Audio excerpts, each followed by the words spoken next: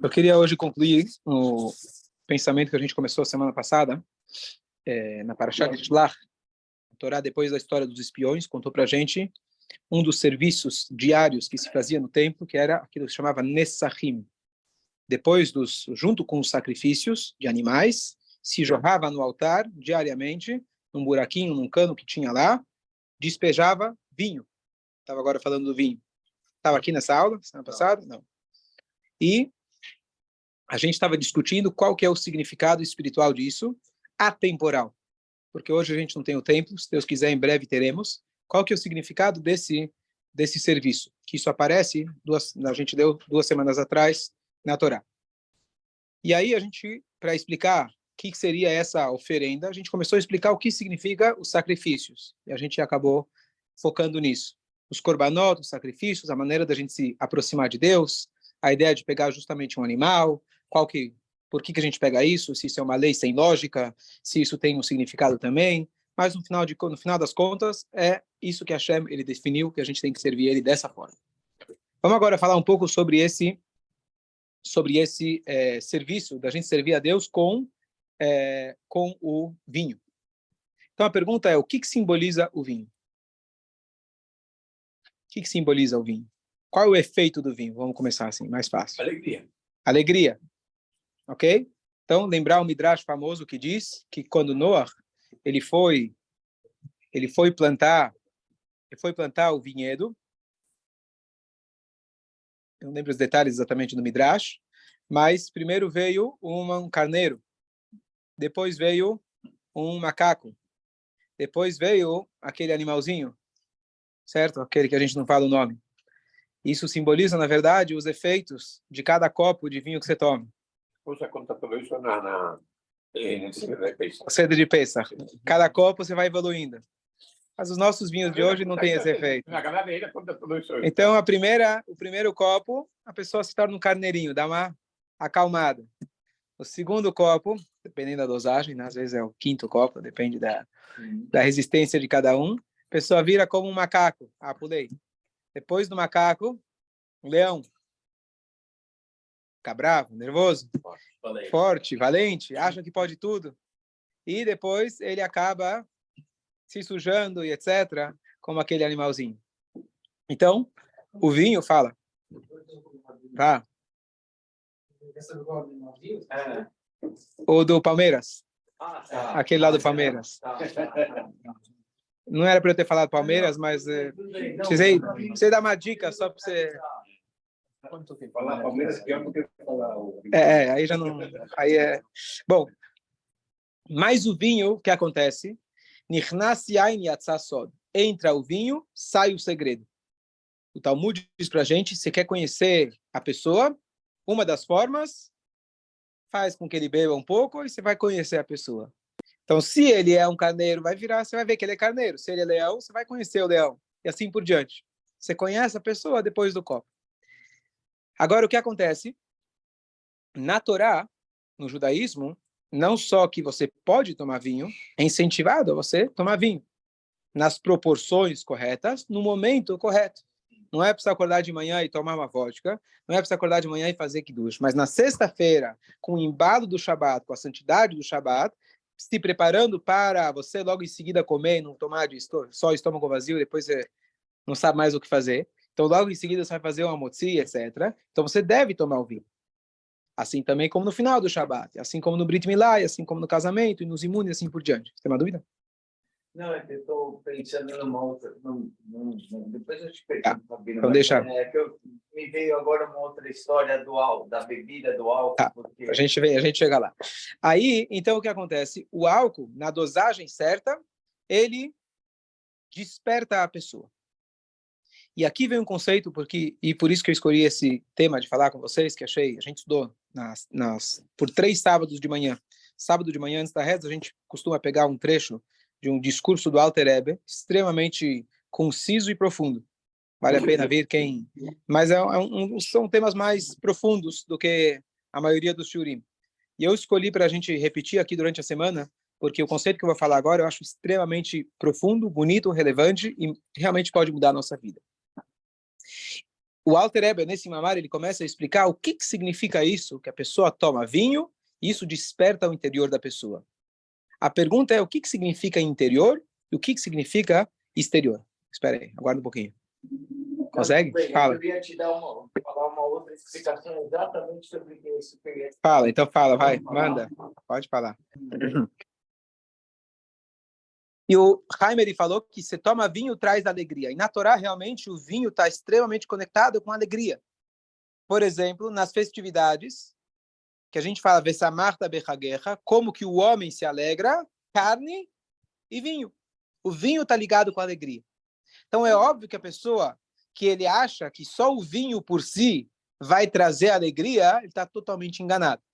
Porque a Torá fala, alegre-se com a festa. O vinho vai permitir você se alegrar com a festa, não com a garrafa. Tá certo? Então, se a pessoa só tem a garrafa, é complicado.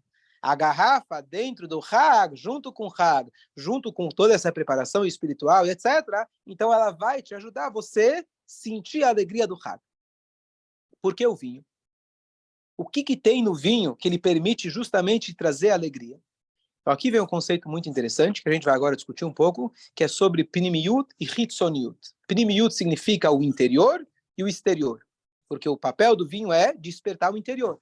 Então, vamos entender o que é o interior, qual que é a diferença do interior da pessoa com o exterior da pessoa, e por que isso justamente traz alegria. Então, vou só dar a primeira frase, depois a gente vai elaborar nisso. Alegria não é limitada a pessoa estar apenas sorrindo e dançando. Às vezes a pessoa pode estar emocionada, chorando. Por exemplo, a pessoa ouviu alguma história, tocou nela e de repente voltou alguma coisa para ela, lembrou alguma coisa, mas é um momento extremamente confortante para aquela pessoa. Ela pode estar chorando, mas aquele momento está fazendo bem para ela. Isso traz alegria. A alegria, na linguagem da Hassidut, é a revelação do teu interior. Quando você consegue alinhar o teu exterior com o teu interior, você está alegre, você está pleno. Então, a diferença entre alegria e, por exemplo, um passatempo, uma distração, como a gente chama, é absoluta. Uma é você despertar o teu interior e a outra é você focar em algo exterior e passageiro. Então, a alegria significa o equilíbrio entre aquilo que está dentro e aquilo que está fora. Agora, se a pessoa toma fora de proporção, aí dá curto-circuito. Porque já que o vinho, o álcool, ele tem esse poder de despertar aquilo que está lá dentro. Se você despertar demais, você não está pronto para receber aquilo, igual os 2 filhos de Aaron, tomaram álcool, entraram no templo, foram e não voltaram. Então, a ideia é você conseguir despertar da maneira correta, no momento correto, e permitir com que esse despertar do seu interior, ele possa se adequar para a sua conduta e se alinhar com sua personalidade do dia a dia. Essa é a ideia que a gente vai elaborar. Dúvidas? Não. Então, vamos lá. O Alter Rebbe explica o seguinte, o que significa interior e exterior? Em todas as áreas da vida, em todos os elementos do universo, você tem a parte interior e a parte exterior. Essa é a receita, parte da receita que Hashem usou, a poção que ele usou para criar o mundo. Se ele usou essa fórmula, em todas as áreas da criação do mundo, você pode encontrar o exterior e o interior. Vamos pegar, por exemplo, corpo e alma. Todos nós somos compostos de corpo e alma. Você tem a apresentação, a forma de algo, e você tem a matéria. Então, eu tenho aqui, por exemplo, uma mesa, mas, na verdade, a matéria dela é plástico. Então, eu posso olhar para ela como ela está se apresentando, o uso dela, que é uma mesa para apoiar, ou eu posso olhar para ela como o material essencial dela, que é o plástico. Agora, o próprio plástico, eu também posso olhar para ele de duas formas. Eu posso olhar, esse plástico é duro, eu posso olhar quais são os químicos que compõem esse plástico. E assim eu posso indo camada em camada, até chegar nas moléculas, nas partículas menores e menores. Uma é mais interior do que a outra. Então, interior e exterior é relativo. Certo? Na nossa convivência do dia a dia, o que é mais exterior? A minha fala ou meu pensamento? Minha fala. Meu pensamento ou minhas emoções? O pensamento, ele expressa a emoção. Certo? O pensamento é mais exterior. Então, a minha personalidade, mais fácil. Minha personalidade ou minha roupa? Minha personalidade é mais interior, tá certo? Então, o que significa? Como eu defino o que é mais interior, o que é mais exterior? Então, olha que interessante. Se eu for pegar o que tem de mais interior no ser humano, se eu for cavar, eu falei da roupa, falei da minha fala, falei do meu pensamento. Se eu cavar, o que há de mais interior no ser humano, hoje a gente chama isso de DNA. É o meu DNA, certo? De forma científica, certo? É o meu DNA. O meu DNA, se eu quiser saber de onde ele veio, de onde veio o nosso DNA, mas vamos no campo físico, científico, usar palavras científicas. Dos nossos pais, certo? Nosso pai e nossa mãe. Então, qual é o que tem de mais interior dentro de nós? É o que nos conecta com a nossa origem. O meu DNA, que é o que define meu cromossomo, que define todas as células do meu corpo, que define todo o meu funcionamento, é a minha conexão com aquela gotinha inicial que veio do meu pai e foi desenvolvido pela mãe.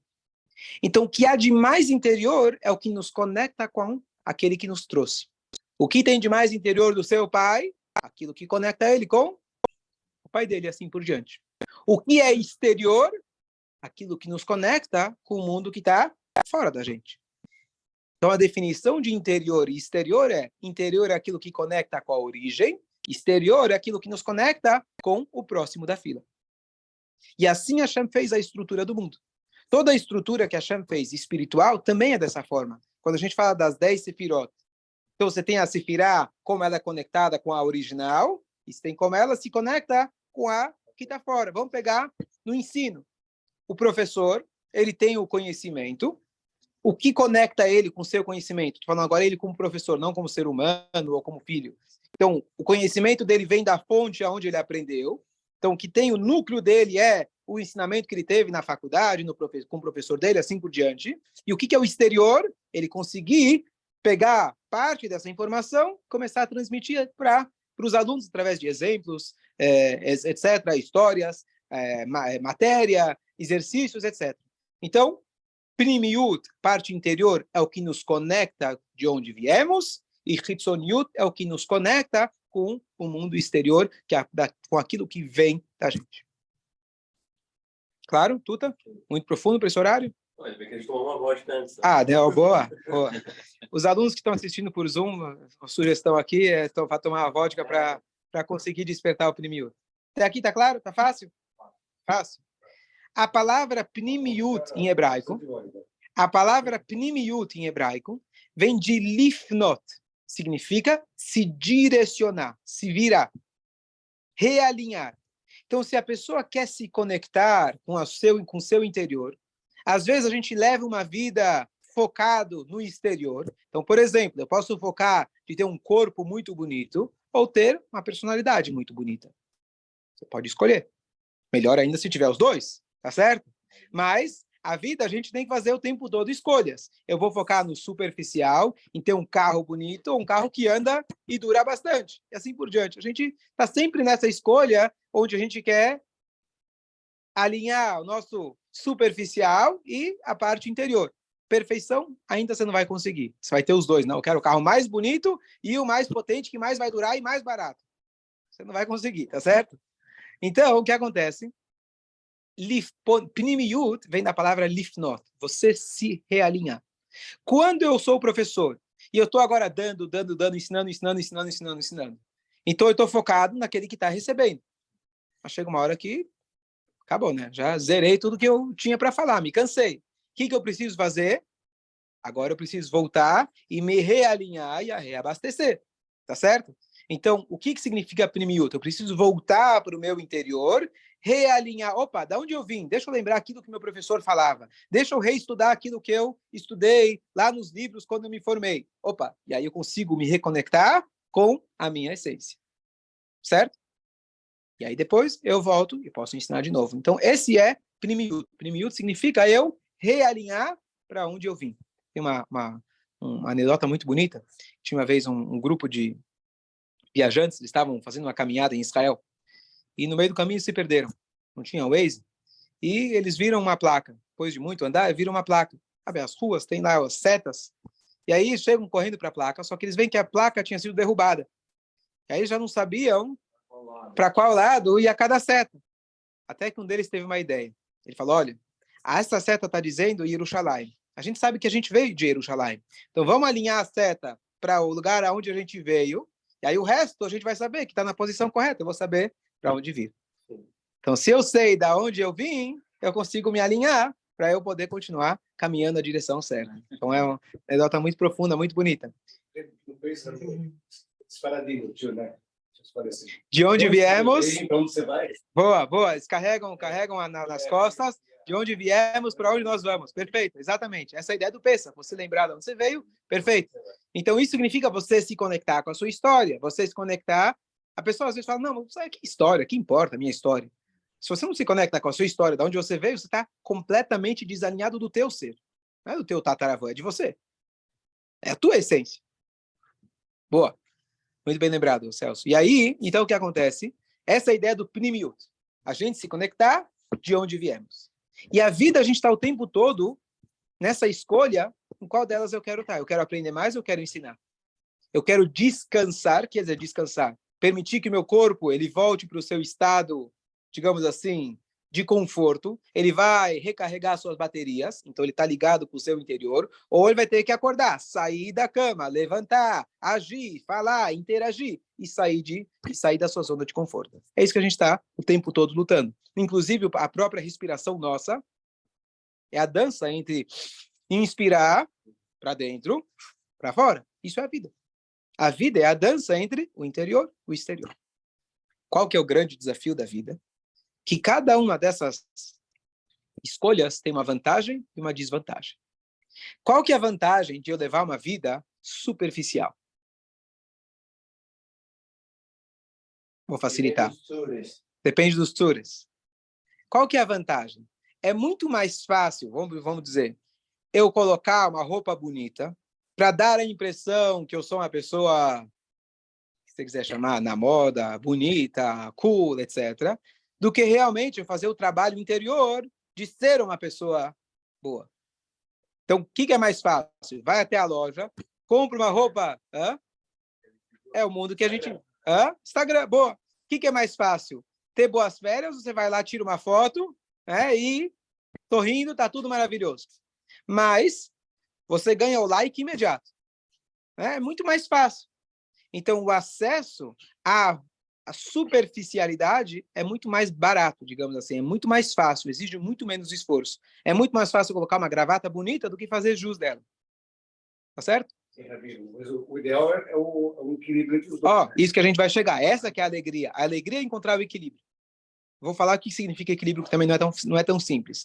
Mas a vantagem do mundo superficial é a facilidade. Outro exemplo simples. A criança chega em casa e fala, eu quero sorvete. Mas agora é a janta. Depois da janta você vai ganhar sorvete. Mas eu quero sorvete agora. Então tem gente que cresce de idade e continua, chega em casa e come o sorvete primeiro, mesmo assim. Mas você espera que a pessoa adquira uma certa autodisciplina. E ela entenda que ele precisa comer o saudável, pelo menos primeiro. Deixa o sorvete para depois. Por quê? Qual que é a vantagem do sorvete? Bom, o açúcar entra no teu sangue, ele sobe rapidamente, dá um boost de energia. Opa, valeu a pena. Todo o teu cérebro está lá celebrando, lá cantando música racídica. Opa, que legal, tá muito legal isso aqui. Certo? O que acontece depois de meia hora? Cai aquele açúcar, você não conseguiu ter algo nutricional que vai durar bastante e você caiu. Qual é a vantagem do açúcar? Às vezes precisa, a pessoa, Deus nos livre, está com hipoglicemia. Se dá para ele o açúcar, é o que ele precisa naquela hora. Não adianta falar, não, vem agora comer um brócolis, né? Vamos comer arroz, feijão. Não dá. O cara está precisando de uma injeção não, injeção como chama? Açúcar, glicose na veia, boa. Então, a vantagem do mundo superficial é o acesso e o resultado imediato. Qual é a desvantagem? Do jeito que entrou, ele sai.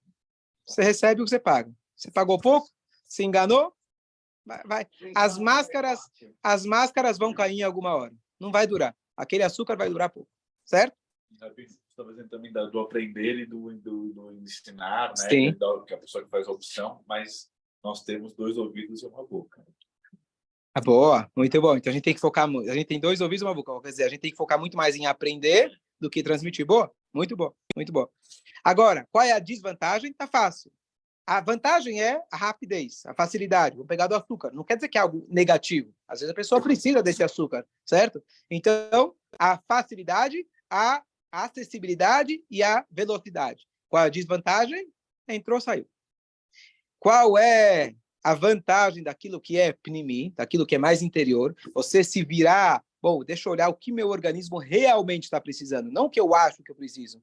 Deixa eu pegar o brócolis, né? Deixa eu pegar o arroz, feijão e a carne, que demora para preparar, demora para fazer. Aliás, para eu comer um doce é fácil. Você compra, pum, pum, abriu, tá lá no estraga, certo?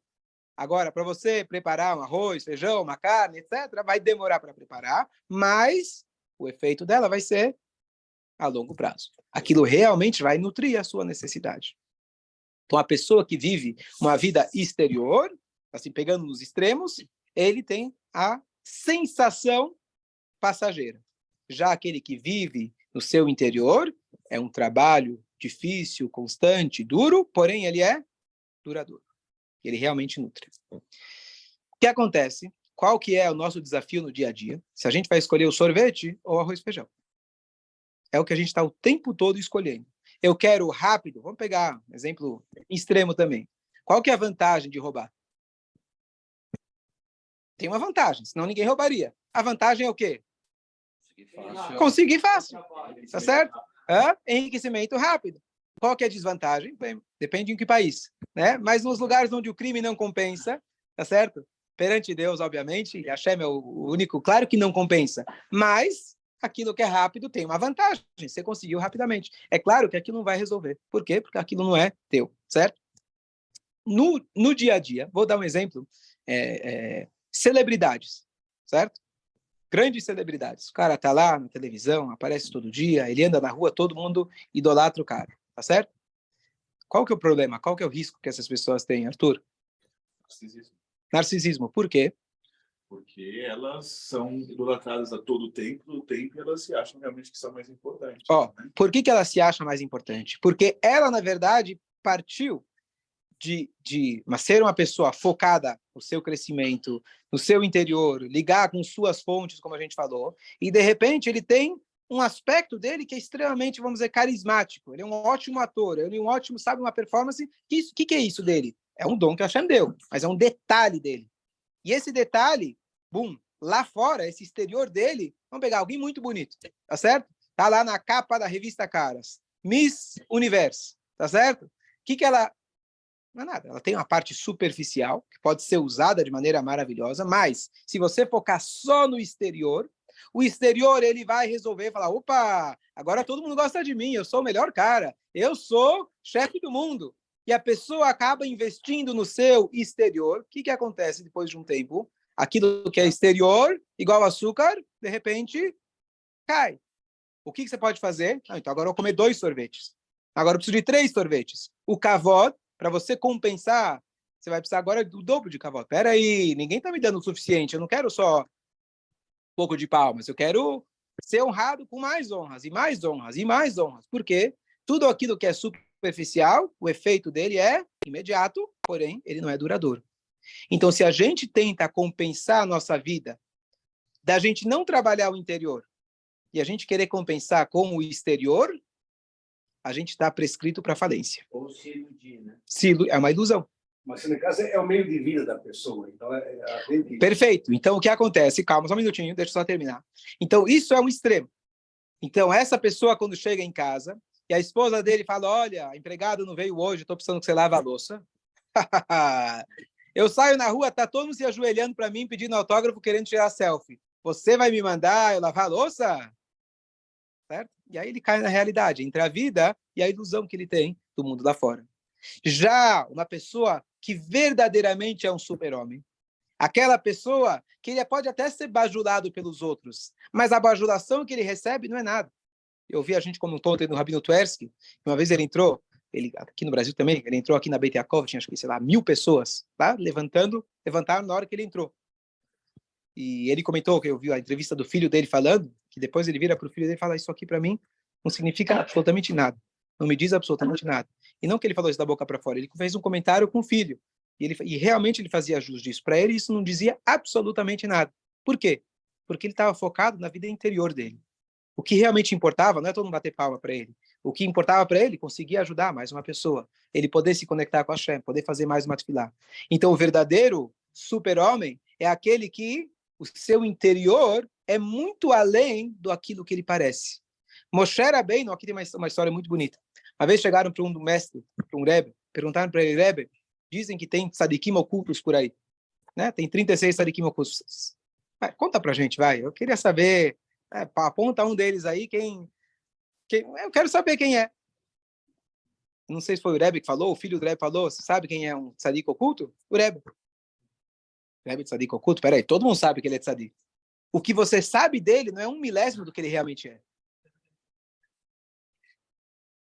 Porque a vida interior dele é muito além daquilo. Ele faz milagres. Não, ele dá ensinamentos. Os ensinamentos que ele dá é 1/1000 do que ele tem. Porque a vida interior dele é muito mais rica. A pessoa que está focada no interior não precisa compensar com o exterior. A pessoa que não tem o interior, ele vai estar o tempo todo buscando compensar ela com o exterior. Só que nunca vai suprir aquela necessidade. E essa é a briga nossa que a gente tem. Yetzer Tov e Yetzer Hara é o quê? O Yetzer Hara é aquele que fala para a gente, faz o que é rápido, aquilo que é imediato. O que o Yetzer Tov fala para a gente? Opa, pera, vê se vale a pena. Pensa a longo prazo. Se conecta com a sua fonte, se conecta com a sua Neshama. Essa é a ideia. Na verdade, o exterior tem que ser uma consequência. O sucesso exterior perfeito, é exatamente. não a razão. Exatamente, perfeito. Você falou. Exatamente. Então, o que o Celso estava falando. Então, qual é a ideia? Vamos voltar agora de jogar todos os dias o vinho no altar. O vinho representa você conseguir externar aquilo que você tem lá dentro. Então, se você não tem nada lá dentro, você vai tomar vinho, vai falar besteira. Agora, se você tem uma vida rica e espiritual, e você agora representa isso também nas suas atitudes, você está feliz. Por isso que vinho, ele traz a felicidade. Não o vinho por si, mas ele representa essa mudança, ele facilita que a pessoa alinhe a sua vida superficial, sua vida exterior, com o seu exterior. Então, o tempo todo, eu vou estar fazendo atos que condizem com a minha essência. Um exemplo simples. O Alter Rebbe, simples não, profundo, mas o Alter Rebbe, quando ele estava na prisão, fizeram um interrogatório para ele, diziam que ele estava fazendo uma contra-revolução contra o czar na época, e ele foi obrigado a fazer várias explicações místicas dos costumes que ele tinha. Várias. Então, por exemplo, durante a reza ele se balançava, aí alguém usou isso, não, ele fazia isso, que ele estava contra o rei, inventaram um monte de coisa. Ele foi obrigado a explicar os atos dele de reza, de serviço a Deus, para a cabeça daqueles malvados, goim. Ele precisou explicar. E depois ele falou, eu poderia ter inventado qualquer coisa, né? Se Kabbalah, você inventa qualquer coisa, deixa os caras, ia ter suficiente para convencer eles. Mas eu não quis em nenhum momento falar algo que não era jus daquilo que realmente eu estava fazendo. Se eu fiz isso porque é uma concentração da Kabbalah que eu aprendi do Baal Shem Tov, mesmo que seja para o Goi, que está querendo me matar, me colocar na prisão, eu poderia inventar qualquer história, eu não quero permitir que saia da minha boca, nem de forma só para tirar o cara da minha frente, eu poderia mentir para salvar minha vida, não tem problema nenhum, mas eu não queria em nenhum movimento meu não fazer jus daquilo que está lá na minha essência. Essa pessoa que realmente ele consegue equilibrar o seu interior com o seu exterior. Então, qual que é a ideia? A ideia, todo dia de manhã a gente reza. A ideia da reza, que nem você falou, é abrir os ouvidos, você se conectar. Depois você sai para trabalhar, o que você vai fazer?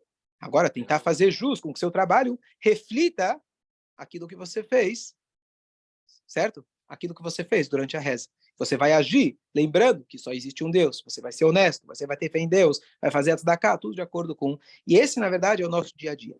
O que acontece? Às vezes a gente tem um erro. E o erro é o seguinte, Celso, presta atenção. O que é o equilíbrio? Então, a gente pensa que o equilíbrio é como uma balança. Um pouco aqui, um pouco ali. Então, o que você faz? Olha, eu vou comer um pouco do açúcar, eu vou levar uma vida superficial, e depois eu compenso lá, dou uma tzedakah, faço uma tchuvá, e assim eu pego o bom dos dois mundos, como as pessoas costumam dizer. Então, eu sirvo a Deus, Deus está feliz comigo, também, Baruch Hashem, meu corpo também está feliz. Tá certo? Isso é a receita. Essa é a receita para você estar miserável e triste. Por quê? Existe um conceito que depois do 120 se chama Kafakela. Kafakela é um dos tipos de aflições que existe para a alma, que é descrito como uma coisa muito, muito sofrida.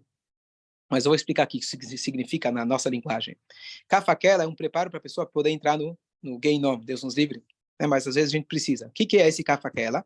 A tradução de Kafakela seria como se fosse que a pessoa é jogada de um lado para o outro. Quer dizer, jogada de um lado para o outro. Estamos falando da alma, não tem corpo. Quer dizer, lado, não tem espaço. Então, o exemplo que se dá é o seguinte. É uma pessoa, depois dos 120, eles colocam você naquilo que você mais queria, naquele restaurante mais fino do mundo. Está lá, a Neshama consegue, na alma, você consegue enxergar aquilo, te colocam naquele restaurante com todos... E aí, finalmente, chegou aquele prato que você mais esperava. Você está com a faca e o queijo na mão, você vai experimentar, e aí te colocam dentro de um shiur de Torá profundo, de Guemará, muito complicado. Bem naquela hora que você ia, sabe quando você vai, a melhor parte do sonho você acorda? Sabe?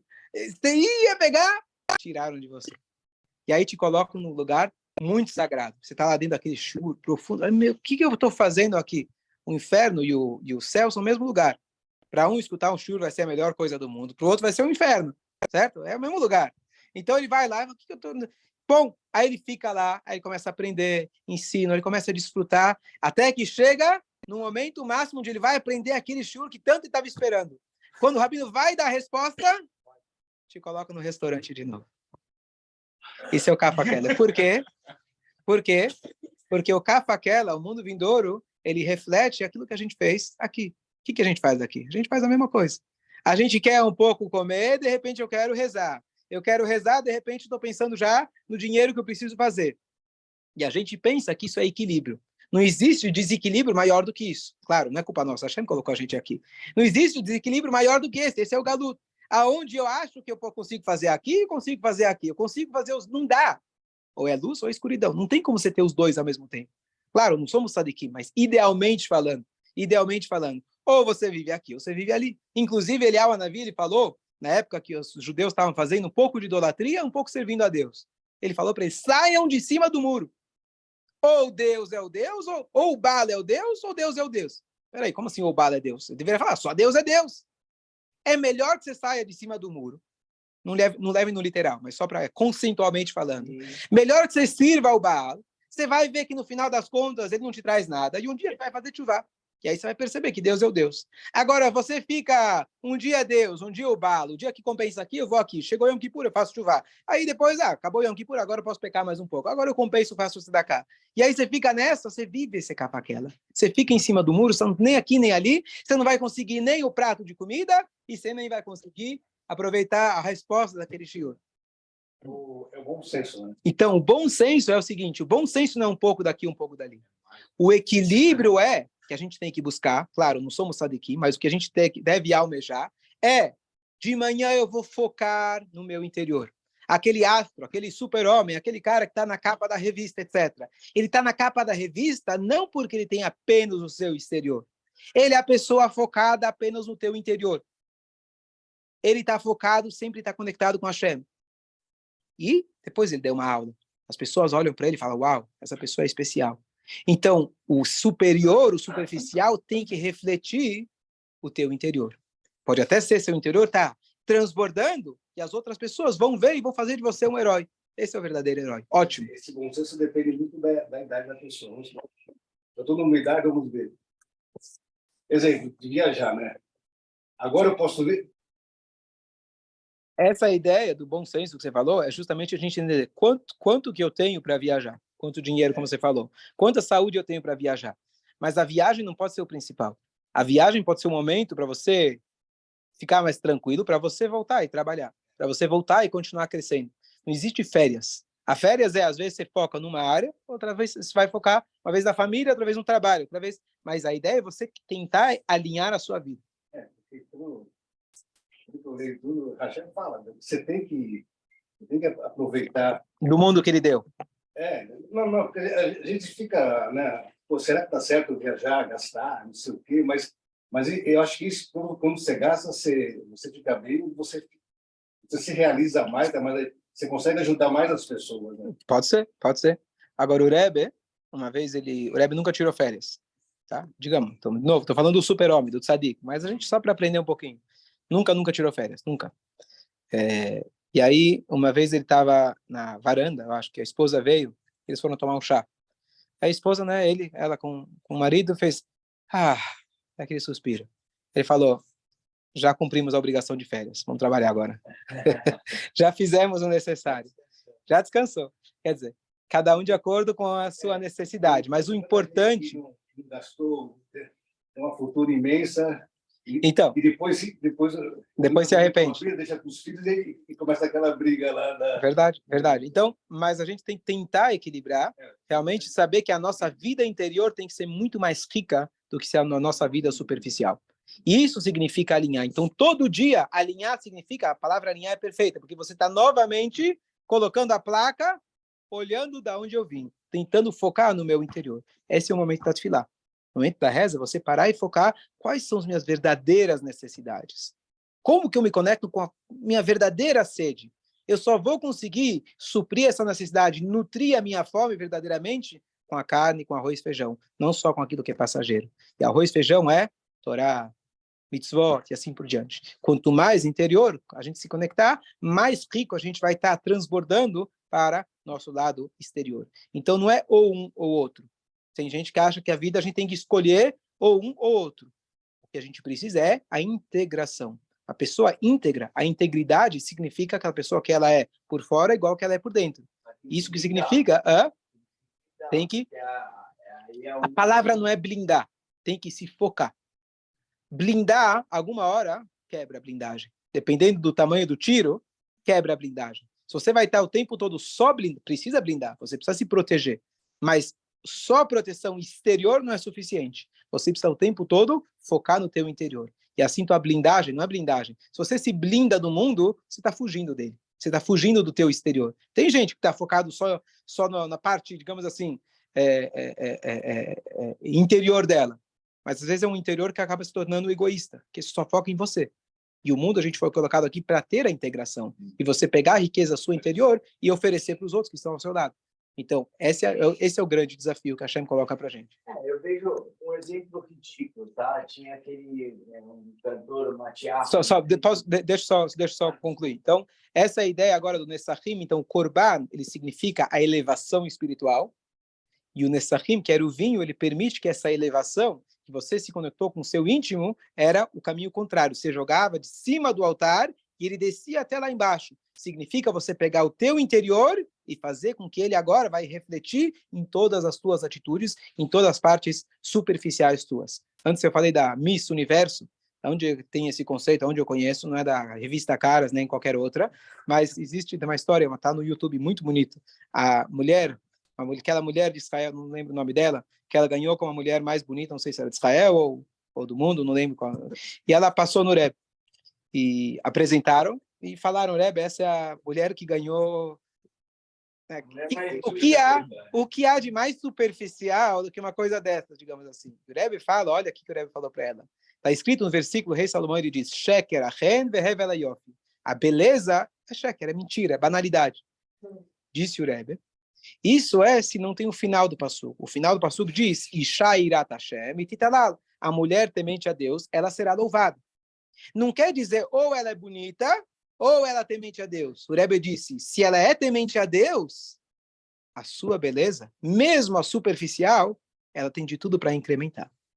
Se o foco é só na beleza, ela está prescrita para a miséria, porque isso nunca vai ser suficiente.